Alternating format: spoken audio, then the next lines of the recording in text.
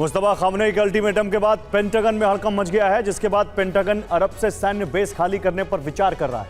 क्या सच में ईरान के सर्वोच्च नेता के दबाव और हमलों के बाद अमेरिकी फौज समेट लेगी अपना ठिकाना? क्या है ईरान का मास्टर प्लान? क्या हमलों के डर से अपने बेस शिफ्ट कर रहा है अमेरिका? कौन से देश में शिफ्ट होंगे अमेरिकी बेस? आखिर पेंटागन के रीलोकेशन का पूरा सच क्या है? आइए आपको दिखाता हूं इस रिपोर्ट में।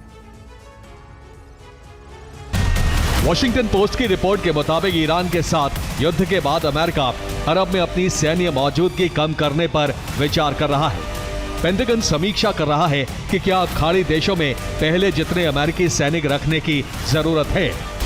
एक रिपोर्ट के मुताबिक 40 दिन की जंग में अमेरिका के अलग अलग बेस पर 228 ढांचों और उपकरणों को नुकसान पहुंचा है। इनमें विमानों के हैंगर, बैरक, ईंधन डिपो, विमान और प्रमुख रडार और एयर डिफेंस सिस्टम शामिल है। युद्ध की शुरुआत से अब तक कम से कम 18 अमेरिकी सैनिकों की मौत हो चुकी है और 600 से ज्यादा घायल हुए हैं, जबकि कुवैत के पोर्ट शोएबा सैन्य ठिकाने पर हुए हमले में 6 अमेरिकी सैनिक मारे गए थे।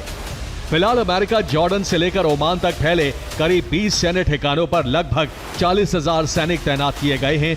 जंग में अमेरिका ने अपने लगभग 45 MQ-9 रीपर ड्रोन गंवा दिए, जो अमेरिकी हथियार बेड़े का लगभग 1/4 हिस्सा है। इससे करीब 1.3 अरब से 2.25 अरब डॉलर का नुकसान हुआ है। ईरान के साथ अमेरिका ने 1000 से ज्यादा एयर डिफेंस इंटरसेप्टर खर्च किए, जिससे पैट्रियट और थार्ड मिसाइलों का स्टॉक काफी हद तक खाली हो चुका है।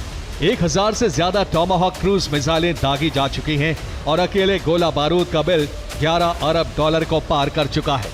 इस युद्ध पर अब तक अनुमानित 37.5 अरब डॉलर खर्च हो चुके हैं, जिसमें क्षतिग्रस्त बेस के पुनर्निर्माण के लिए अनुमानित 5 अरब डॉलर की राशि शामिल नहीं है। गोला बारूद की भरपाई, विमान और नौसेना के जहाजों के रिप्लेसमेंट और दूसरे खर्च को कवर करने के लिए 87.6 अरब डॉलर तक पहुंच गया है और इनमें अरब से कुछ सैनिकों और सैन्य उपकरणों को जॉर्डन, इजराइल, सऊदी अरब के लाल सागर तट के करीब तैनात करने पर विचार हो रहा है, क्योंकि ये इलाके ईरान की सीधी मिसाइल और ड्रोन की पहुंच से ज्यादा सुरक्षित हो सकते हैं। यूएसएस अब्राहम लिंकन के बाद यूएसएस जॉर्ज वॉशिंगटन अरब सागर में तैनात हो चुका है, जबकि ऑस्प्रे यूटिलिटी एयरक्राफ्ट अरब के आसमान में निगरानी कर रहा है। इसके साथ ही अरब में यूएस एयरफोर्स का KC-135 स्ट्रैटो टैंकर भी मौजूद है, जो F-16 फाइटर जेट्स और KC-46 पेगासस की रिफ्यूलिंग को पुख्ता कर रहा है।